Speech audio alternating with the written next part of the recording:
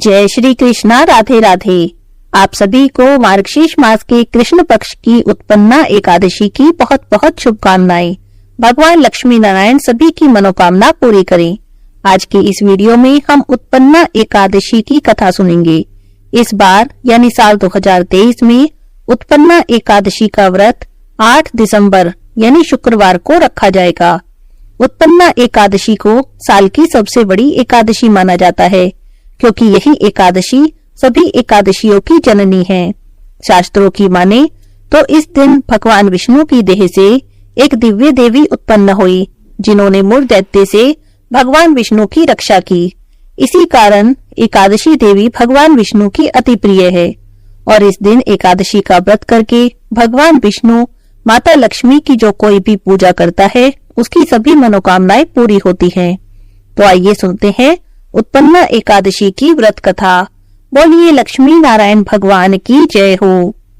एक समय की बात है, शौनक आदि 88,000 ऋषियों ने श्री सूत जी महाराज से एकादशी व्रत का महात्म्य सुनाने को कहा। तब श्री सूत जी कहते हैं, हे ऋषियों, भगवान कृष्ण ने विधि सहित एकादशी महात्म्य अर्जुन से कहा था। प्रभु में जिनकी श्रद्धा हो वे ही इस व्रत कथा को प्रेम पूर्वक सुन पाते हैं और इस लोक में अनेक सुखों को भोग कर अंत में वैकुंठ की प्राप्ति करते हैं।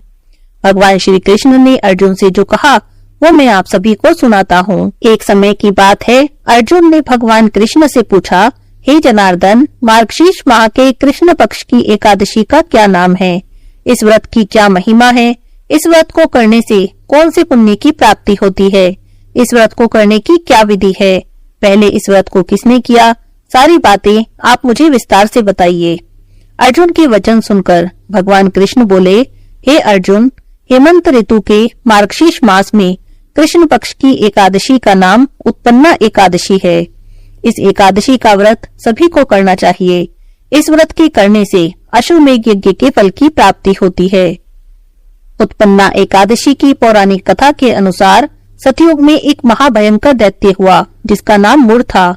उस दैत्य ने इंद्रादिक सभी देवताओं पर विजय प्राप्त करके उन्हें उनके पद से हटा दिया। तब इंद्र भगवान शंकर की शरण में गए और उनसे प्रार्थना की कि हे भोलेनाथ, हम सभी देवता मूर दैत्य के अत्याचारों से बहुत दुखी हैं और मृत्यु लोक में अपना जीवन व्यतीत कर रहे हैं। राक्षसों के भय से हम बहुत दुख और कष्ट भोग रहे हैं।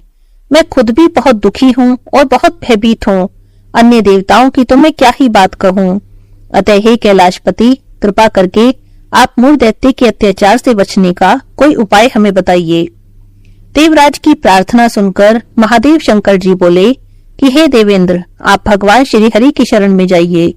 मधुकैटभ का संहार करने वाले भगवान विष्णु देवताओं को अवश्य ही इस भय से भी मुक्त करेंगे। महादेव जी के आदेश पर इंद्रादिक सभी देवता क्षीर सागर में गए, जहाँ पर भगवान श्री हरि शीशैया पर विराजमान थे। इंद्र सहित सभी देवी देवताओं ने भगवान विष्णु के समक्ष उपस्थित होकर उनकी बड़ी स्तुति की। हे तीनों लोकों के स्वामी, आप स्तुति करने के योग्य हैं। हम सभी देवता आपको कोटि कोटि प्रणाम करते हैं। हे दैत्यों के संहारक, हम आपकी शरण में हैं और आप हमारी रक्षा करें। हे त्रिलोकपति, हम सभी देवता दैत्यों के अत्याचारों से भयभीत होकर आपकी शरण में आए हैं। इस समय दैत्यों ने हमें स्वर्ग से निकाल दिया है और हम सभी देवता बड़ी ही दयनीय स्थिति में मृत्यु लोक में विचरण कर रहे हैं। आप ही हमारे रक्षक हैं, अतः आप हमारी रक्षा कीजिए। हे कैलाशपति, हे जगन्नाथ, आप हमारी रक्षा करें। देवताओं की ऐसी करुण पुकार सुनकर भगवान श्री हरि बोले, हे देवगणों, ऐसा कौन सा दैत्य है जिसने देवताओं को जीत लिया? आप सभी देवगण किसके भय से पृथ्वी लोक में भटक रहे हैं? क्या वह दैत्य इतना बलवान है जिसने इंद्र सहित सभी देवताओं को जीत लिया है? तुम निर्भय होकर मुझसे सब हाल बताओ। भगवान विष्णु के इन स्नेहमयी वचनों को सुनकर देवेंद्र बोले, हे प्रभु, प्राचीन काल में ब्रह्मवंश में उत्पन्न हुआ नाड़ी जंगम नाम का एक असुर था, जिसका मूर नाम का एक पुत्र है, जो चंद्रवती नामक नगरी में निवास करता है। उसने अपने बल से मृत्युलोक और देवलोक को जीत लिया है, सभी देवताओं को देवलोक से निकाल दिया है और अपने दैत्य कुल के असुरों को इंद्र, अग्नि, यम, वरुण, चंद्रमा आदि लोकपाल बना दिया है। वह स्वयं सूर्य बनकर पृथ्वी को तापता है, स्वयं मेघ बनकर जल की वर्षा करता है। अतः आप ही इस बलशाली भयानक असुर का संहार करें और हम सभी देवताओं की रक्षा करें। देवेंद्र के मुख से ऐसे वचन सुनकर भगवान विष्णु बोले, हे देवताओं, मैं आपके शत्रु का शीघ्र ही संहार करूंगा। अब आप सभी इसी समय मेरे साथ चंद्रवती नगरी में चलिए। देवताओं की पुकार पर भगवान विष्णु तुरंत ही उनके साथ चल दिए। उधर दैत्यराज मुर ने अपने तेज से जान लिया था कि श्री विष्णु युद्ध की इच्छा से उसकी ओर आ रहे हैं। अतः अपने राक्षस योद्धाओं के साथ वह भी युद्ध भूमि में आकर गरजने लगा। देखते ही देखते वहां पर भयानक युद्ध शुरू हो गया। युद्ध शुरू होने पर अनगिनत असुर अपने अस्त्रों और शस्त्रों को धारण करके देवताओं से युद्ध करने लगे। देवता तो पहले से ही डरे हुए थे, वे अधिक देर तक उन राक्षसों का सामना नहीं कर सके और वहां से भाग खड़े हुए। तब भगवान विष्णु स्वयं ही युद्ध भूमि में आ गए। दैत्य पहले से भी ज्यादा जोश में भरकर भगवान विष्णु से युद्ध करने लगे। वे अपने अस्त्रों और शस्त्रों से उन पर भयंकर प्रहार करने लगे। दैत्यों के आक्रामक वारों को भगवान विष्णु अपने चक्र और गदा के प्रहारों से नष्ट करने लगे। इस युद्ध में बहुत से दैत्य सदा के लिए मृत्यु की गोद में समा गए। किंतु दैत्यराज मुर भगवान विष्णु के साथ निश्चल भाव से युद्ध करता रहा। उसका तो जैसे अभी बाल भी पाका नहीं हुआ था, वह बिना डरे युद्ध कर रहा था। भगवान विष्णु मुर को मारने के लिए जिन जिन शस्त्रों का प्रयोग करते, वे सब उसके तेज से नष्ट होकर उस पर पुष्पों के समान गिरने लगते। अनेक अस्त्रों और शस्त्रों का प्रयोग करने पर भी भगवान विष्णु उससे नहीं जीत सके। तब वे आपस में मल्ल युद्ध करने लगे। भगवान श्री हरि उस असुर से देवताओं के लिए हजारों वर्षों तक युद्ध करते रहे, किंतु उस असुर से नहीं जीत सके।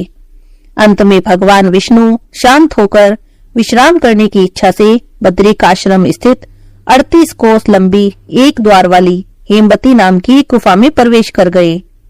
हे अर्जुन, उस गुफा में प्रभु ने शयन किया। भगवान विष्णु के पीछे पीछे वह दैत्य भी गुफा में चला आया था। भगवान श्री हरि को सोता देखकर वह उन्हें मारने को तैयार हो गया। वह सोच रहा था कि आज मैं अपने शत्रु को मारकर हमेशा हमेशा के लिए निष्कंटक हो जाऊंगा, परंतु उसकी यह इच्छा पूरी न हो सकी, क्योंकि उसी समय भगवान विष्णु की देह से दिव्य वस्त्र धारण किए एक अत्यंत मोहिनी कन्या उत्पन्न हुई और राक्षस को ललकार कर उससे युद्ध करने लगी।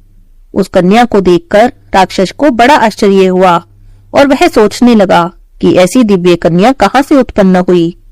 और फिर वह असुर उस कन्या से लगातार युद्ध करता रहा। कुछ समय बीतने पर उस कन्या ने क्रोध में आकर दैत्य के अस्त्रों और शस्त्रों के टुकड़े टुकड़े कर दिए और उसका रथ भी तोड़ दिया। अब तो उस दैत्य को बड़ा ही क्रोध आया और वह सारी मर्यादाएं भंग करके उस कन्या से मल्ल युद्ध करने लगा। उस तेजस्वी कन्या ने उसे एक धक्का मारकर मूर्छित कर दिया और उसकी मूर्छा टूटने से पहले ही उसका सिर काट दिया और धड़ से अलग कर दिया। सिर काटते ही वह असुर पृथ्वी पर गिर गया और मृत्यु को प्राप्त हो गया। बाकी बचे हुए असुर अपने राजा का ऐसा अंत देखकर भयभीत होकर पाताल लोक में भाग गए। भगवान विष्णु जब निद्रा से जागे तो उन्होंने उस असुर को मरा हुआ देखा। उन्हें बड़ा आश्चर्य हुआ और वे सोचने लगे कि इतने महाबली असुर को किसने मारा है। तब वह तेजस्वी कन्या भगवान श्री हरि से हाथ जोड़कर बोली, हे जगदीश्वर, यह असुर आपको मारने को उद्यत था, तब आपके शरीर से उत्पन्न होकर मैंने ही इस असुर का वध किया है। कन्या की बातें सुनकर भगवान श्री हरि बोले, हे देवी, आपने इस असुर को मारा है, अतः मैं आपसे बहुत प्रसन्न हूँ। इसे मारकर आपने तीनों लोकों के देवताओं के कष्टों को हर लिया है, इसीलिए मैं प्रसन्न हूँ और मुझसे आप अपनी इच्छा के अनुसार कोई भी वरदान मांग लो, मैं आपकी प्रत्येक इच्छा को पूरी करूंगा। भगवान की बातें सुनकर कन्या बोली, हे प्रभु, यदि आप मुझ पर प्रसन्न हैं, तो मुझे वरदान दीजिए कि जो भी मनुष्य या देव मेरा व्रत करे, उसके सभी पाप नष्ट हो जाएं और अंत में उसे स्वर्गलोक की प्राप्ति हो।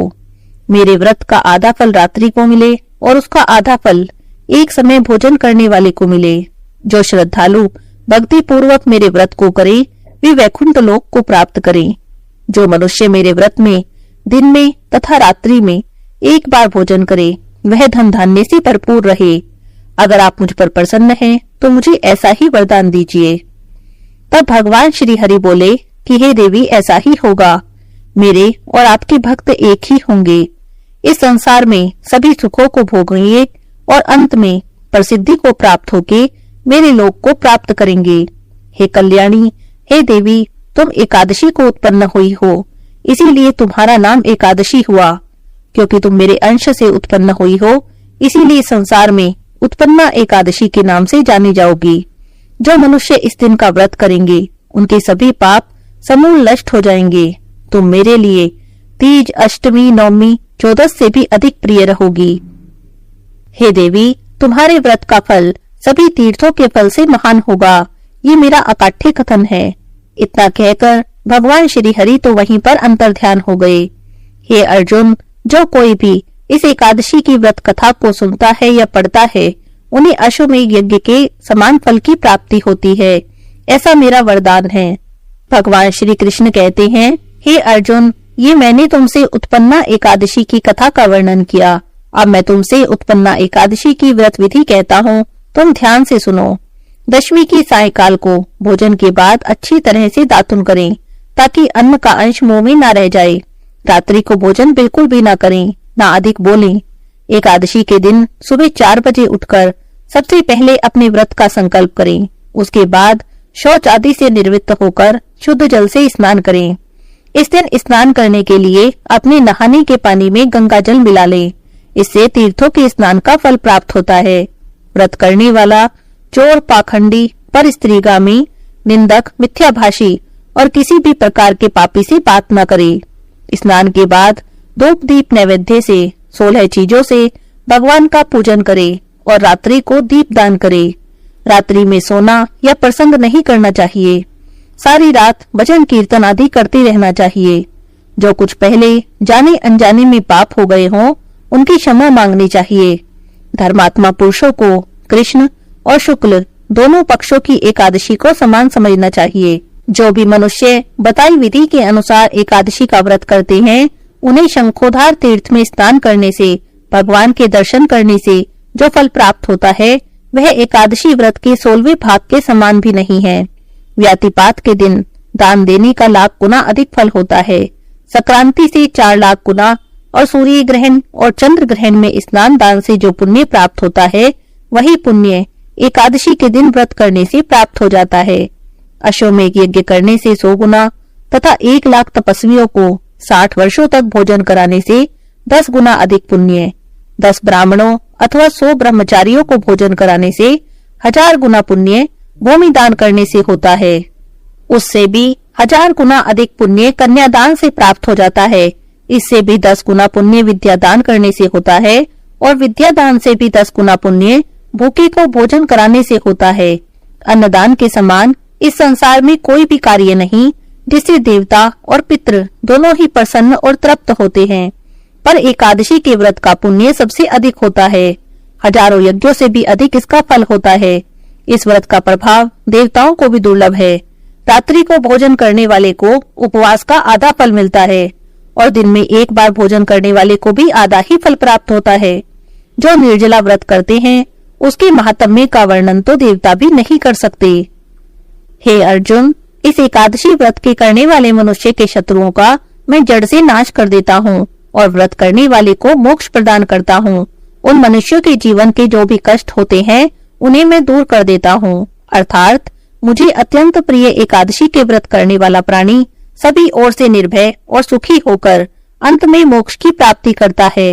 हे कुंती पुत्र, यह मैंने तुमसे उत्पन्ना एकादशी की पूरी व्याख्या कर दी है। एकादशी व्रत सभी पापों को नष्ट करने वाला और सिद्धि प्रदान करने वाला है।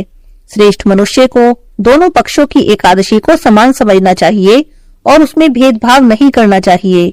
जो भी मनुष्य उत्पन्ना एकादशी की इस कथा को पढ़ते हैं या सुनते हैं, उन्हें अश्वमेध यज्ञ के समान फल की प्राप्ति होती है। बोलिए एकादशी माता की जय हो, विष्णु भगवान की जय हो। अब सुनते हैं तुलसी माता की कहानी। बोलिए तुलसी माता की जय हो। बहुत समय पहले की बात है। किसी गांव में एक बुढ़िया माई रहती थी। बुढ़िया माई विष्णु भगवान की बड़ी भक्त थी। रोज मंदिर में जाती और विष्णु भगवान की पूजा करती। पूजा करने के बाद तुलसी माता की सेवा करती, तुलसी माता को जल से सींचती, परिक्रमा करती, कथा करती और आरती करती। लौटते वक्त तुलसी माता से रोज प्रार्थना करती, हे तुलसी माता सत की दाता, मैं तेरा बिड़वा सींचती हूँ, तुम मुझे बहू दो। हे तुलसी माता सत की दाता, मैं बिड़ला सींचूं तेरा, तू कर निस्तारा मेरा। हे तुलसी माता अड़ुआ दे, कड़ुआ दे, पीतांबर की धोती दे, मीठा मीठा घास दे, वैकुंठ का वास दे, चटके की चाल दे, पटके की मौत दे, चंदन का काठ दे, झालर की झनकार दे, दाल भात का जिम्बन दे, एकादशी का दिन दे और कृष्ण का कांधा दे। ऐसी प्रार्थना बुढ़िया माई रोज तुलसी माता से करती। बुढ़िया माई की प्रार्थना सुनकर तुलसी माता सूखने लगी। भगवान कृष्ण ने देखा कि तुलसी माता सूखती जा रही हैं, तो तुलसी माता से पूछने लगे, हे देवी क्या बात है, तुम सूखती क्यों जा रही हो? तुम्हारे पास तो इतनी औरतें आती हैं, तुम्हारी पूजा करती हैं, तुम्हें तो हरी भरी होना चाहिए, तुम सूखती जा रही हो। तो तुलसी माता बोली कि बस मेरे मन की मत पूछिए भगवान। तो भगवान भी हंसकर कहने लगे, हे देवी मैं नहीं पूछूंगा तो कौन पूछेगा, बताओ तो तुम्हें किस बात की चिंता है? तो तुलसी माता बोली, भगवान बाकी सब तो ठीक है, लेकिन एक बुढ़िया आती है और रोज मेरी पूजा करके प्रार्थना करती है कि हे तुलसी माता मैं तेरी पूजा करती हूँ, तेरा बिड़वा सींचती हूँ, तुम मुझे बहू दो। हे तुलसी माता सत की दाता, मैं बिड़ला सींचूं तेरा, तू कर निस्तारा मेरा। तुलसी माता अड़ुआ दे, लड़ुआ दे, पीतांबर की धोती दे, मीठा मीठा ग्रास दे, वैकुंठ का वास दे, चटके की चाल दे, पटके की मौत दे, चंदन का काठ दे, झालर की झनकार दे, साईं का राज दे, दाल भात का जिम्बन दे, एकादशी का दिन दे और कृष्ण का कांधा दे। हे भगवान मैं उसकी सारी मनोकामना पूरी कर दूंगी, पर आप कृष्ण जी का कांधा कहाँ से दूंगी? तो कृष्ण भगवान बोले, बस इतनी सी बात है, आप चिंता मत करो, जब बुढ़िया मरेगी तो मैं खुद उसे कृष्ण का कांधा देने आ जाऊंगा। इतनी बात सुनकर तो तुलसी माता प्रसन्न हो गई। अब तुलसी माता फिर से हरी भरी हो गई। एक दिन की बात है, एकादशी का दिन था। बुढ़िया माई का एकादशी का व्रत था। विष्णु भगवान के मंदिर में पूजा करने गई। लौटते वक्त तुलसी माता की पूजा करके प्रार्थना करके जब आने लगी तो रास्ते में ठोकर लगी। ठोकर खाकर गिर पड़ी। गिरते ही बुढ़िया माई के तो प्राण निकल गए। बुढ़िया माई को गिरते देखा तो सभी लोग उन्हें उठाने आए, लेकिन बुढ़िया माई तो गिरते ही इतनी भारी हो गई कि किसी से उठे ही नहीं। सभी लोग आपस में बातें करने लगे। लोगों को तो बातें करने का बहाना चाहिए।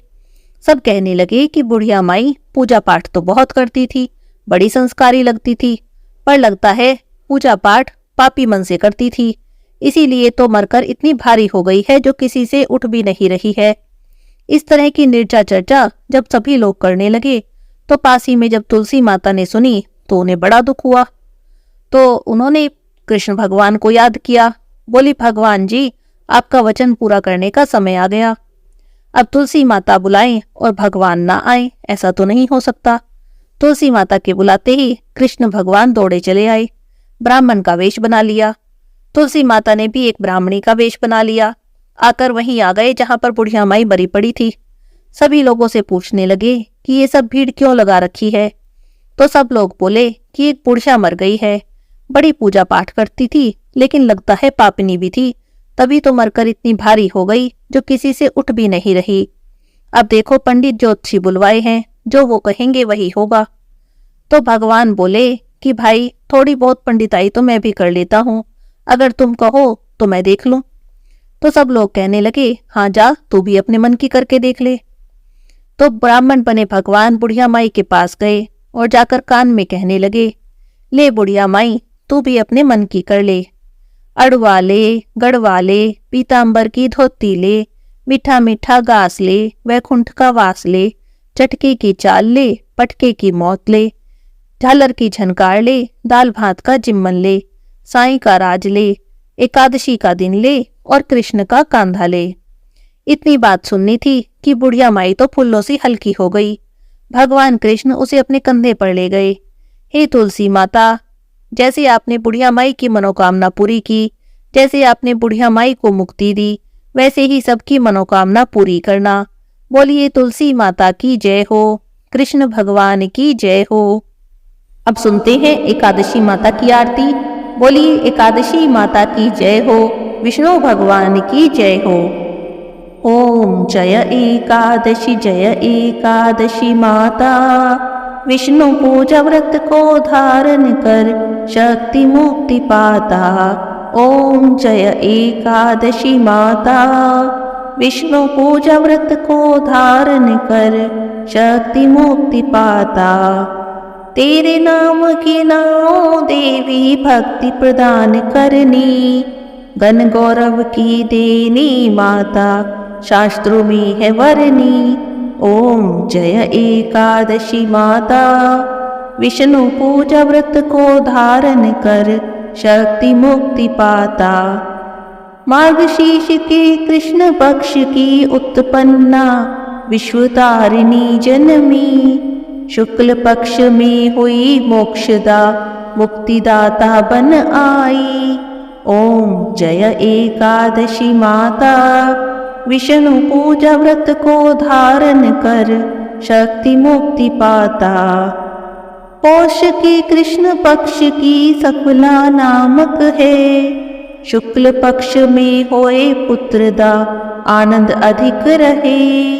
ओम जय एकादशी माता, विष्णु पूजा व्रत को धारण कर शक्ति मुक्ति पाता। ओम जय एकादशी माता। नाम षट तिला माघ मास में कृष्ण पक्ष आवे, शुक्ल पक्ष में जया कहावे विजय सदा पावे। ओम जय एकादशी माता, विष्णु पूजा व्रत को धारण कर शक्ति मुक्ति पाता। ओम जय एकादशी माता। विजया फागुन कृष्ण पक्ष में शुक्ल आमल की, पाप मोचनी कृष्ण पक्ष में चैत्र महाबल की। ओम जय एकादशी माता, विष्णु पूजा व्रत को धारण कर शक्ति मुक्ति पाता। जय एकादशी माता। चैत्र शुक्ल में नाम कामदा धन देने वाली, नाम वरुथनी कृष्ण पक्ष में वैशाख महावाली। ओम जय एकादशी माता, विष्णु पूजा व्रत को धारण कर शक्ति मुक्ति पाता। ओम जय एकादशी माता। शुक्ल पक्ष में होए मोहिनी अपरा ज्येष्ठ कृष्ण पक्षी, नाम निर्जला सब सुख करनी शुक्ल पक्ष रखी। ओम जय एकादशी माता, विष्णु पूजा व्रत को धारण कर शक्ति मुक्ति पाता। बोलो जय एकादशी माता। योगिनी नाम आषाढ़ में जानो कृष्ण पक्ष करनी, देवशयनी नाम कहाओ शुक्ल पक्ष धरनी। ओम जय एकादशी माता, विष्णु पूजा व्रत को धारण कर शक्ति मुक्ति पाता। बोलो जय एकादशी माता। कामिका श्रवण मास में आवे कृष्ण पक्ष कहिए, श्रावण शुक्ला होए पवित्र आनंद से रहिए। बोलो जय एकादशी माता, विष्णु पूजा व्रत को धारण कर शक्ति मुक्ति पाता। बोलो जय एकादशी माता। अजा भाद्रपद कृष्ण पक्ष की परिवर्तिनी शुक्ला, इंद्रा आशीवन कृष्ण पक्ष में व्रत से भवसागर निकला। ओम जय एकादशी माता, विष्णु पूजा व्रत को धारण कर शक्ति मुक्ति पाता। बोलो जय एकादशी माता। पापांकुशा है शुक्ल पक्ष में आप हरणहारी, रमा मास कार्तिक में आवे सुखदायक भारी। ओम जय एकादशी माता, विष्णु पूजा व्रत को धारण कर शक्ति मुक्ति पाता, बोलो जय एकादशी माता। देवोत्थानी शुक्ल पक्ष की दुखनाशक मैया, पावन मास में करो विनती, पार करो नैया। ओम जय एकादशी माता, विष्णु पूजा व्रत को धारण कर शक्ति मुक्ति पाता, बोलो जय एकादशी माता। परमा कृष्ण पक्ष में होती जनमंगल करनी, शुक्ल मास में होए पद्मिनी दुख दारिद्र हरनी, बोलो जय एकादशी माता। विष्णु पूजा व्रत को धारण कर शक्ति मुक्ति पाता, कहिए जय एकादशी माता। जो कोई आरती एकादशी की भक्ति सहित गावे, जन गुरुदीता स्वर्ग का वासा निश्चय वह पावे। जय एकादशी, बोलो जय एकादशी माता। विष्णु पूजा व्रत को धारण कर शक्ति मुक्ति पाता, बोलिए जय एकादशी माता। बोलिए एकादशी माता की जय हो, विष्णु भगवान की जय हो।